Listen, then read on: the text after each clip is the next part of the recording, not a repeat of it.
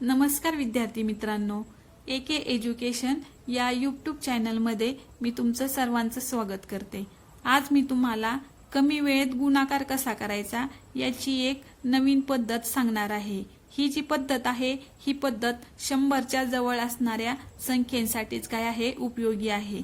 तर या पद्धतीमध्ये 100 पेक्षा मोठ्या, 100 पेक्षा लहान आणि 100 पेक्षा लहान व मोठ्या या संख्यांसाठीच या पद्धतीचा काय होतो उपयोग होतो। मग 100 पेक्षा मोठ्या असणाऱ्या आणि 100च्या जवळ असणाऱ्या संख्यांचा गुणाकार कसा करायचा ह्याची उदाहरणात आपण सोडवू। तर 112 गुणिले 106 या संख्येचा काय करायचा आपल्याला गुणाकार करायचा आहे।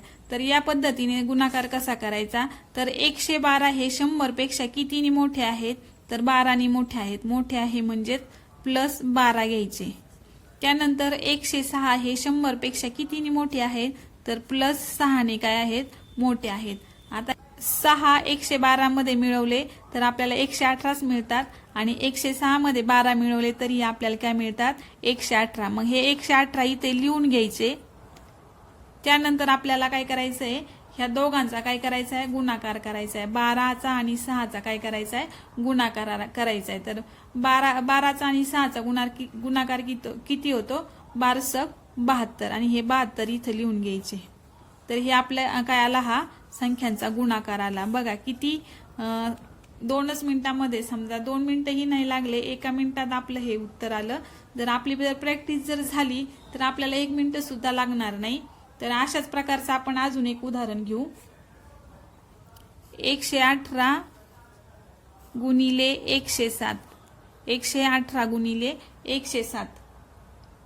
तर यामध्ये आपल्याला 118 आहेत, हे 118 100 पेक्षा कितीने जास्त आहेत, तर 18 ने जास्त आहेत। आणि हे 107 कितीने जास्त आहेत, तर 7 ने जास्त आहेत।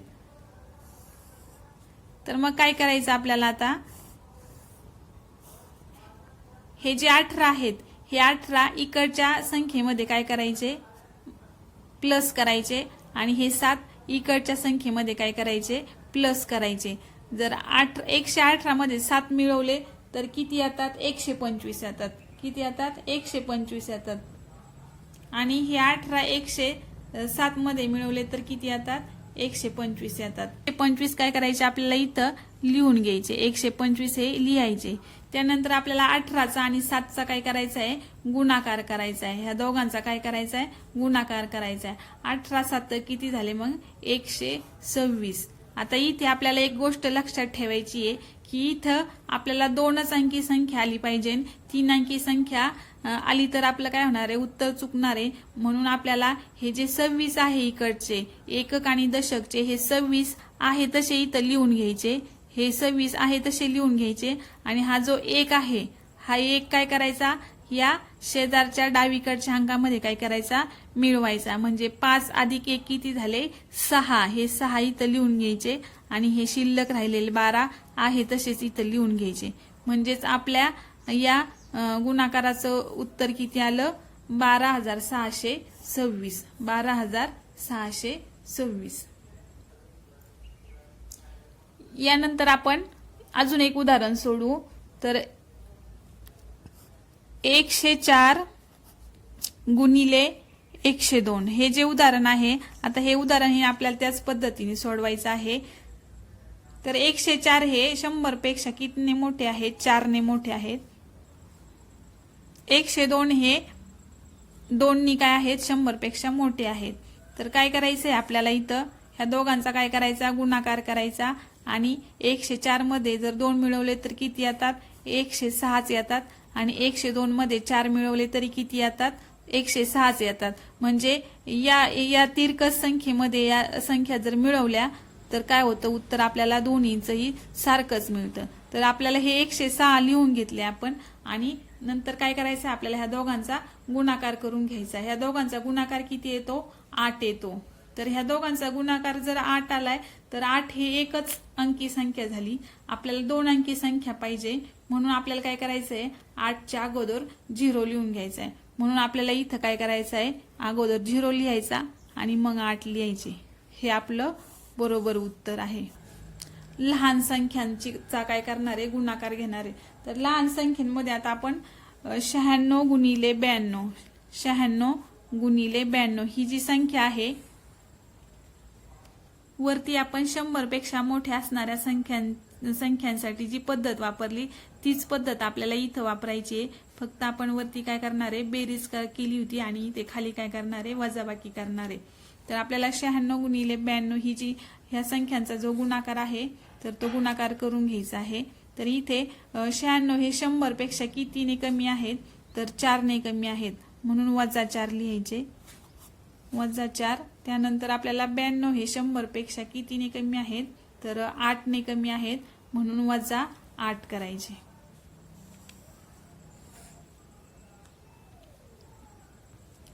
तर आता इथे 96 मधून जर 8 घालवले तर किती येणार आहे, तिरकसच करायचं. इथे सुद्धा तिरकस वजाबाकी करायची.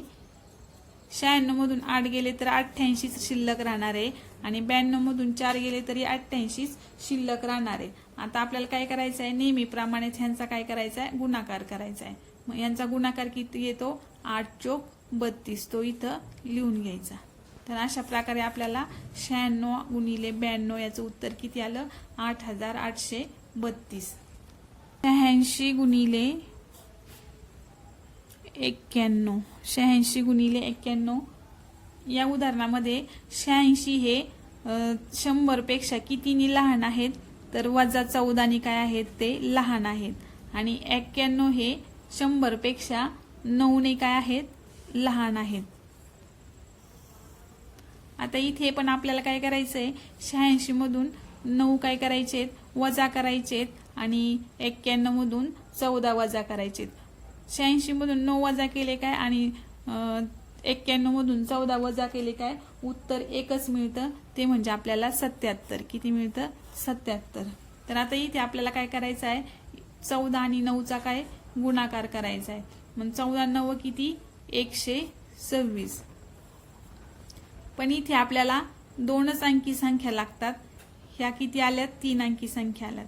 मग आपल्याला काय करायचंय, हे 26 आहे ते 26 आहे तसेच लिहून घ्यायचे आणि हा जो 1 आहे, हा 1 काय करायचा आहे, डाव्या बाजूच्या संख्येमध्ये काय करायचा आहे, मिळवायचा आहे. हे 7 आहे आणि हा 1 आहे, म्हणजे 7 मध्ये 1 मिळवला तर 8 इथे झाले आणि 8 हे 7 शिल्लक राहिले, हे 7 आहे तसेच मांडले, म्हणजे आपलं उत्तर किती आलं, 7826. 7826 हा काय आला, 86 गुणिले 91चा गुणाकार आला. तर आपल्याला प्रकार तिसरा बघायचा आहे आता गुणाकाराचा. 100 पेक्षा लहान व मोठ्या अशा दोन्ही प्रकारच्या जर संख्या असतील तर आपल्याला काय करायचं आहे, गुणाकार करायचा आहे. तर आता उदाहरणार्थ मी एक उदाहरण सोडून दाखवते तुम्हाला. 97 गुणिले 105. आता या उदाहरणाचा काय करायचं आहे, आपल्याला गुणाकार करायचा आहे. तर 97 गुणिले 105 या संख्येचा काय करायचा, आपल्याला गुणाकार करायचा आहे. तर कसा करायचा, तर 100 पेक्षा 97 कितीने कमी आहेत, तर -3 ने कमी आहेत, -3 ने. आणि 100 पेक्षा 105 हे 5 ने काय आहेत, जास्त आहेत, म्हणून आपण प्लस केलं आणि हे मायनस केलं. हे कमी आहेत म्हणून मायनस केलं. तर आता आपल्याला काय करायचंय, या संख्येतून, या तिरकस संख्येमधून, या तिरकस संख्येमधून 5 हे प्लस केले तरी चालतात आणि इथं हे मायनस आहे म्हणून हे या संख्येतून मायनस केले तरी चालतात. म्हणजे 97 मधून 97 आणि 5 या दोघांची ऍडिशन केली तर आपल्याला किती मिळते, ती 102 मिळते.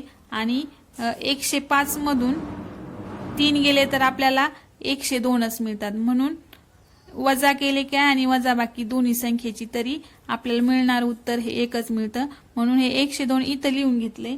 त्यानंतर काय करायचं, आपल्याला ह्या दोघांचा काय करायचा आहे, गुणाकार करायचा आहे. पण हा गुणाकारायचा आहे, ह्या संख्येचा गुणाकार करायचा आहे. या संख्येचा गुणाकार केल्यानंतर आपण वरील उदाहरणामध्ये इथं लिहित होतो, पण आता इथे आपल्याला तसा लिहायचा नाहीये. इथं आपल्याला पहिल्यांदा काय करायचे, 2 शून्य देऊन घ्यायचे आणि 2 शून्य लिहिल्यानंतर ह्या दोघांचा गुणाकार काय करायचा आहे, इथं लिहून घ्यायचा आहे आणि ह्यांची काय करायची, वजाबाकी करायची।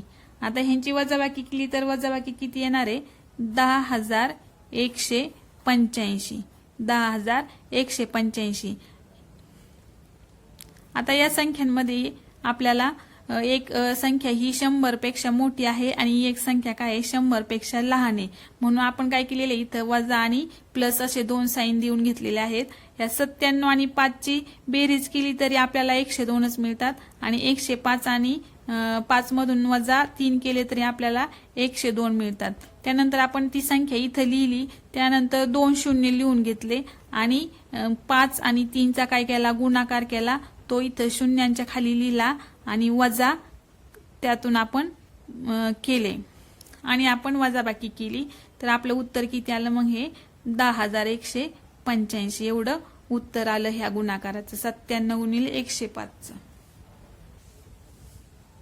अशा प्रकारे आज मी तुम्हाला गुणाकार कसा करायचा ह्याची एक नवीन पद्धत शिकवली आहे। जर तुम्हाला व्हिडिओ आवडला असेल तर कमेंट्स करून सांगा, लाईक करा, शेअर करा, सबस्क्राईब करा। धन्यवाद।